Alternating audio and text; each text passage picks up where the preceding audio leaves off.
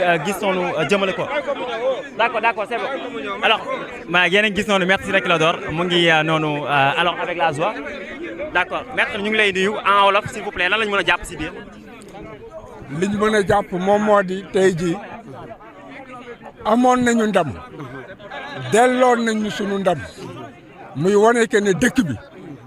am na ay attekat yoo xam ne xam nañu li tax sunu borom bi tànn leen pour ñu at moom moo di am nañu xam-xam bi am nañu fit bi te it ñeme nañu wax dëgg lii doonu lu ñu bett dañoo ragaloon que ñu jaayaat ñu doole wante nañu xam ne que ab réew mënul dem fenn bu fekkee ne que justice bi dafay sooxe te tey jii dañu nekk ci un tournant boo xam ne que Sénégal dafay tegu ci raayu démocratie wala mu tegu ci raayu arbitraire dégg nga ak autoritarisme kon boog tey jii mun nañ wax ne que peuple sénégalais moom moo am ndam li avocat amu ko keneen amu ko ñaareel bi it moom moo di que addina bi kontante bi du yem rek ci ñun parce que addina bi yëpp xam nañ ne que tey jii Ousmane Sonko bu fekkee ne que bokkul ci élection yi loolu dafa wane ne que démocratie dee na fi te Sénégal la ñëpp jël mu mel ni jant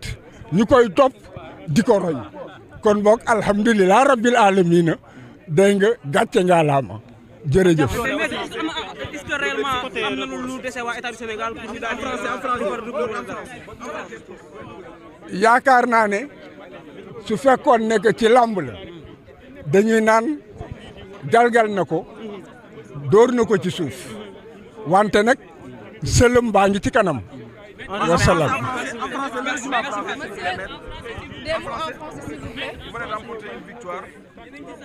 Bon. Première réaction par rapport à ce verdict favorable à la réintégration de Bon, la réaction, elle est simple et elle est brève. Nous avons toujours eu le droit de notre côté. Et le Sénégal est un pays qui était sur la rampe de la démocratie. Une caste politique a voulu détruire non seulement l'état de droit, mais aussi la démocratie. Dans mon intervention d'avant-hier, j'avais dit que j'ai bon espoir que dans ce pays, il y a encore des hommes de valeur, des magistrats courageux et honnêtes, qui, en dehors de leur personne, ont aussi à cœur le destin du Sénégal, l'avenir de nos enfants et de nos petits-enfants, qui se battront pour l'état de droit et pour la démocratie. Le juge de Ziguinchor était dans cette lancée. Et ce qu'il a dit a été confirmé. Il ne peut pas y avoir un mensonge qui perdure. Et l'État du Sénégal était dans l'arbitraire et dans la violence sous toutes ses formes. Et l'instrumentalisation de la justice ne peut en fait réussir que s'il y a des magistrats qui manquent de courage ou des magistrats qui sont dans le carriérisme. Aujourd'hui, le juge de Ziguinchor a été confirmé. Et la décision d'aujourd'hui aurait dû être prise par la Cour suprême, qui a préféré refiler le bébé. Certainement que l'État du Sénégal, qui ne lâchera pas, fera un pourvoi en cassation. Et nous espérons que les chambres réunies, avec ces magistrats, relèveront haut la démocratie, l'état de droit, et que les Sénégalais pourront aller dans des élections libres, inclusives et transparentes. Il est temps que ce jeu s'arrête. Il est temps que l'on installe la paix dans ce pays. Une caste de personnes ne peut pas prendre en otage les Sénégalais et dévoyer ce qui a été une conquête de longues luttes et de luttes arrachées. Nous avons ici beaucoup de personnes qui sont décédées, qui ont donné leur vie, qui ont donné leur sang, qui ont donné leur sueur pour que nous atteignions un certain degré de démocratie. Et tout cela était sur le point d'être dévoyé. Mais heureusement, la justice est un pilier, c'est un équilibre dans une démocratie. Et on a voulu utiliser la justice pour dévoyer la démocratie. Mais la justice est encore dans la résistance. Et le peuple vaincra. Je vous remercie. Toutefois, si l'État fait recours peut-être au verdict qui est posé aujourd'hui, est-ce que vous n'aurez pas un certain nombre de problèmes vis-à-vis du recours de l'État à l'avenir? C'est le droit de l'État de faire un recours. Mais retenez que l'État a toujours été dans le mensonge. Et le mensonge ne peut pas, en fait, perdurer. Je vous remercie. Maître Bamba Cissé, aussi, voilà.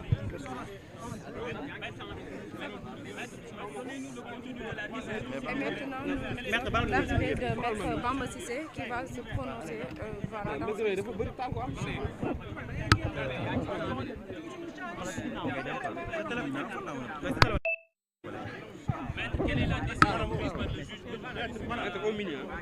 Le juge a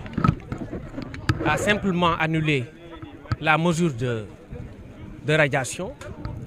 qui est intervenue et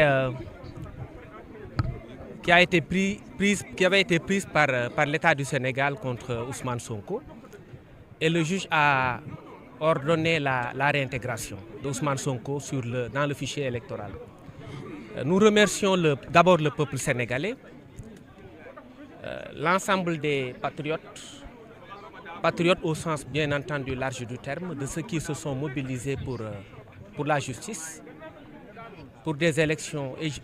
inclusives et également pour le respect du droit de vote. Parce qu'au-delà de tout, il s'agissait de respecter un droit de vote. Les Sénégalais veulent voter pour un candidat de leur choix et choisir librement leur président,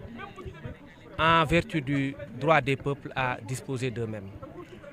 Pour moi, c'est important. Le commentaire qu'on peut avoir de cette décision, il me semble être très simple. Pour moi, personne n'a gagné.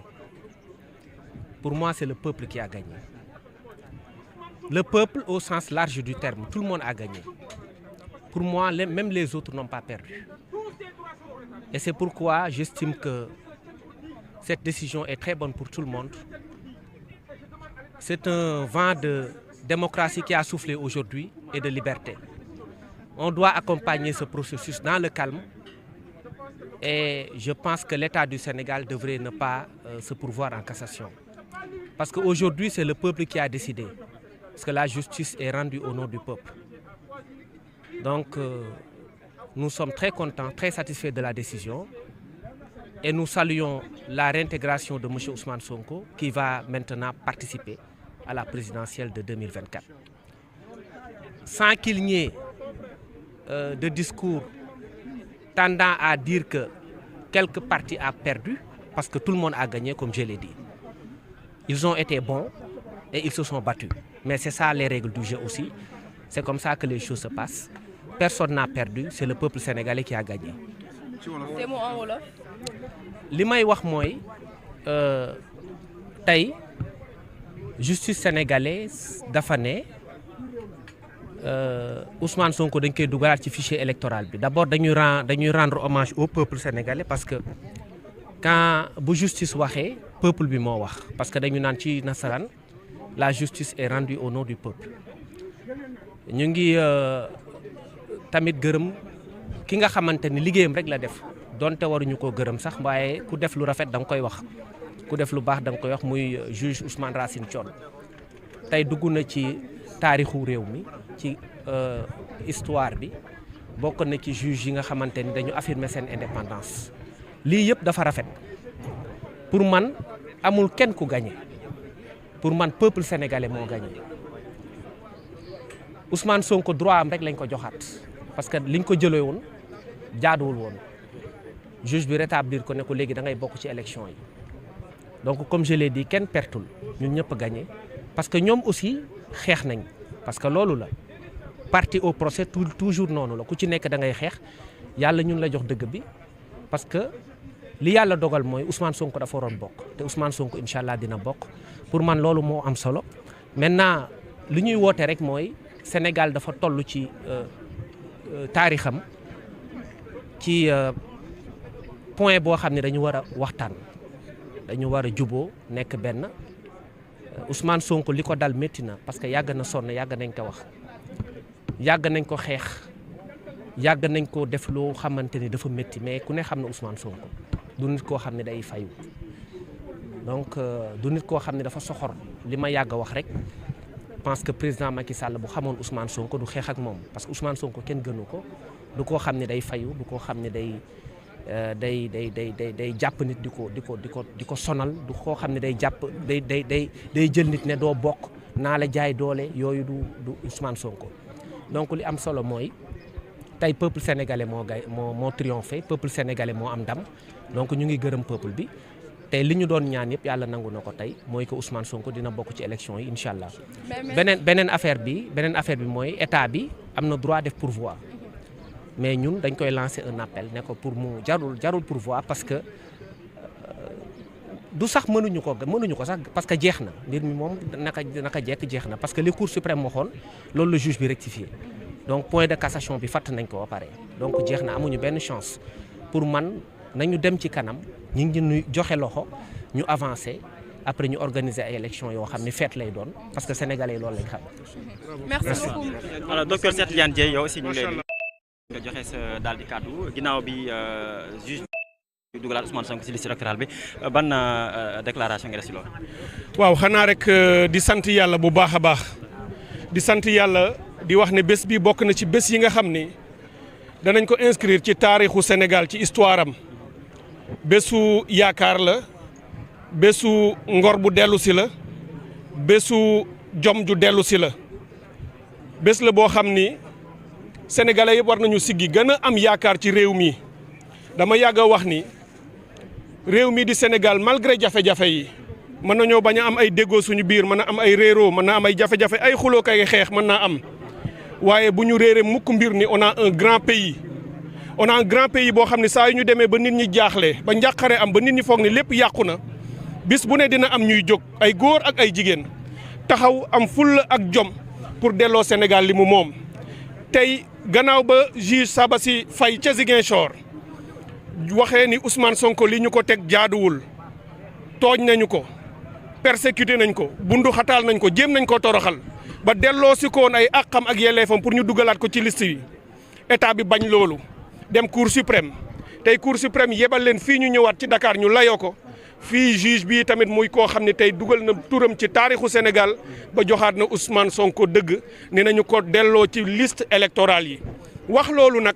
mooy la ñu tegoon ci kawam lépp ba taxoon ñu génnee ko naax saay na du dëgg donc jox nañu Ousmane Sonko dëgg ci kaw état du Sénégal avocat yi Maître Bamba Cissé wax na fi wax ju rafet waxu avocat lam ñu ngi leen di féliciter ñoom avocat yi mësuñoo dellu ginnaaw ci liggéey bu rafet bii nga xam ne ñoo ngi koy def ñun ñii ñoo ñu jox confiance ne ñu mën nañoo gagner état bi ci lii ñu jaar ci wàllu judiciaire loolu la ñu wane ñu ngi leen ciy féliciter waaye du ma nangu ñu ni Ousmane Sonko amul kenn gañewul déedéet am na ku gañe Ousmane Sonko moo gañe Ousmane Sonko moo gañe parce que Ousmane Sonko moo sësoon ci bëgg-bëgg askan wi moom ak askan wi ñoo bokkoon nekk benn camp parce que li ëpp ci askan wi tey kuy waxal yàlla da ngay xam ne bëgg nga Ousmane Sonko bokk ci élection yi li ëpp ci askan wi bëgg nañu mu nekk seen candidat ñu tànn ko kooku nag état bi ko bëggoon gàntal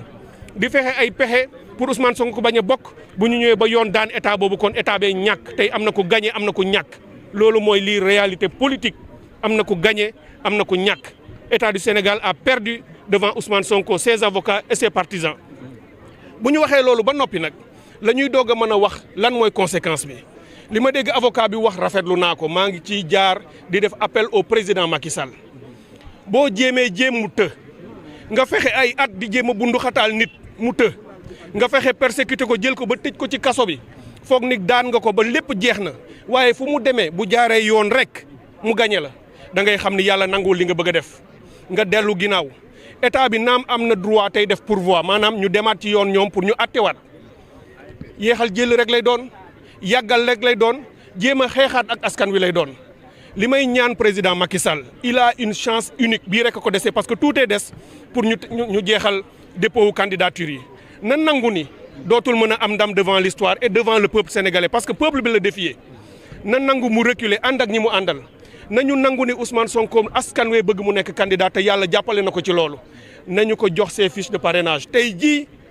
incha allah dinañu fexe ba Ayib Daffé dem fa mu war a dem pour jëli ses fiches de parrainage nañu ko jox ngir yàlla pour la stabilité et la paix de ce pays pour ñu nangu li askan wi bëgg et réew mi bëgg ko ñu jox ko ñu nangu mu bokk ci élection présidentielle li ñuy ragal man Ousmane Sonko kenn gënu ma koo xam ci réew mi ci wàllu politique ak ci wàllu xamante ak ci wàllu xaritoo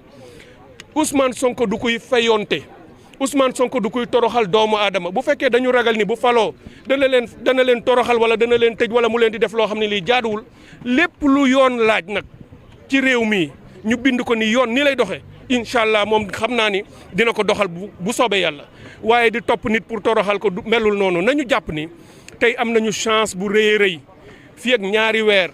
ñu tegaat ci àddina bi loo xam ni turu Sénégal dina jóg ak raayam ba faw maanaam képp koo xam ni war ngaa bokk ci élection yi en commençant par Ousmane Sonko ñu bàyyi ko mu ñëw bokk ci élection yi bu ko Sénégalais yi tànnee mu passé pouvoir bi ak Macky Sall mu jox ko moom donc nañu wéer lépp ci moom ba am yaakaaru am leneen donc je pense que on a le docteur Babacar Niang bu suma assistance bu nu ko jotee ce serait bien ñu am ko. ay prétexte yu fallacieux ñu bàyyi ba revue des titres ñu tàggatoo ak oustaz comme ça après mami jot ko prévenir ko ni dañu soxla mu intervenir ba pare ñu mën ko jël mu daal di am réaction à chaud alors yaa Seydi ñu daal di lay bàyyi ba suba ak jàmm incha allah ajjuma ci xutba gi xanaa xaw a parti aja waaw mën nga ko wax tàggatoo parce que lii dafa bokkoon ñu doon mimit di ñaan yàlla guddeeg bëccëg di ci wax ba yàlla nangu xam nga li naan wolof nee na lu du jàmm jàmm gën wax naa ko léegi yàlla moo xam ki gën ci réew na ñëpp bokk kon lii dool ci juge bi kon dafa doon waxtaanal Sabassi ki nekkoon Casamance wala ñoom bi jàng xamuñu Macky Sall xamuñu kenn lu dañoo jàng seen réew leen jàngal may leen lijaasa ñu am sañ-sañ wax mais dañ ci xool seen bàmmeel kon félicitation wan na lépp Sénégal ñëpp kontaan tey addunaa ngi ni ko du dajël ko fii la taxaw ne Sonko président Sonko mu ne leen jàppal lii nattu la yàlla dafa am lu muy préparé il y a toujours des franges de ce peuple, il y a toujours des Sénégalaises et des Sénégalais qui savent s'élever au-dessus de tout, qui savent prendre leurs responsabilités, aller dans le sens de la vérité et de l'histoire. C'est ce que nous avons constaté aujourd'hui dans ce tribunal. Vous avez vu que lorsque le délibéré, alors sans tarder dañuy def une petite transition et revenir sur le plateau pour la deuxième et dernière partie de cette émission, la revue des titres. Qui ont fusé de partout dans le pays. Aujourd'hui, vous allez voir que ce pays, partout, beaucoup, la majorité des Sénégalais auront le cœur apaisé. Ils auront l'espoir qui renaissant. Ils vont comprendre que ce pays peut encore aller de l'avant. Nous félicitons ce juge qui n'a rien fait d'extraordinaire. Il n'a fait que dire le droit et juger selon son intime conviction devant la toute-puissance d'un État qui se croyait tout permis. Je ne parle même pas de l'État du Sénégal, parce qu'il ne s'agissait pas d'un problème entre Ousmane Sonko et l'État du Sénégal. Il s'agissait d'un petit différend entre des gens qui aujourd'hui incarnent momentanément l'État du Sénégal, Macky Sall et son parti politique, et un acteur politique dont ils ne veulent rien entendre sur sa trajectoire, qu'ils veulent empêcher d'aller à une élection et dont ils veulent empêcher le destin de s'accomplir. C'est pour ça que la décision du juge est historique. Après son collègue Sabassi Faye à Ziguinchor, le voilà aujourd'hui qui a posé un acte d'avenir, un acte important qui va certainement changer le fil de l'histoire. Ce que je demande simplement au président Macky Sall, c'est qu'aujourd'hui, il est évident que Ousmane Sonko va être réintégré dans les listes électorales. Il faut qu'on remette à son mandataire ses fiches de parrainage. On a encore une dizaine de jours, un peu plus, pour qu'il aille faire ses parrainages, que ce soit le parrainage citoyen ou les députés, il a le choix, mais qu'on lui permette de participer à cette élection, parce que telle est la volonté de ce peuple sénégalais. Ce que le juge a dit, il l'a dit au nom du peuple sénégalais, parce que la justice est rendue au nom du peuple. Ce n'est pas un simple juge, c'est celui qui a parlé aujourd'hui au nom de tout le peuple sénégalais. Et c'est ça la volonté de notre peuple. Il faut que le président le comprenne et qu'il aille aussi dans le sens de l'histoire. Il en sortira grandi. Macky Sall n'a plus rien à perdre. S'il va dans ce sens, s'il laisse à Ousmane Sonko obtenir ses fiches de parrainage et participer à cette élection, il en sortira grandi et le peuple sénégalais en sortira grandi. Donc c'est pour redire encore ma fierté aujourd'hui d'avoir toujours cru qu'on pourra obtenir gain de cause. C'est ce que nous avons obtenu aujourd'hui et nous nous en félicitons. Le Sénégal en est sorti victorieux. Le drapeau du Sénégal aujourd'hui partout dans le monde, on va dire qu'un juge, encore à Dakar, a redonné droit et vérité au principal opposant au Sénégal face à la toute-puissance d'un État. Alors ça, c'est quelque chose de majestueux pour le peuple sénégalais et je m'en félicite fortement. Donc c'est pour dire à tous les Sénégalais, tous nos compatriotes, tous les républicains et les démocrates de ne jamais reculer, de ne jamais renoncer et de ne jamais céder au découragement. Le changement aura lieu en 2024. Ousmane Sonko, il faut que Macky Sall accepte aujourd'hui d'en tirer toutes les conséquences, de le libérer de la prison. Parce que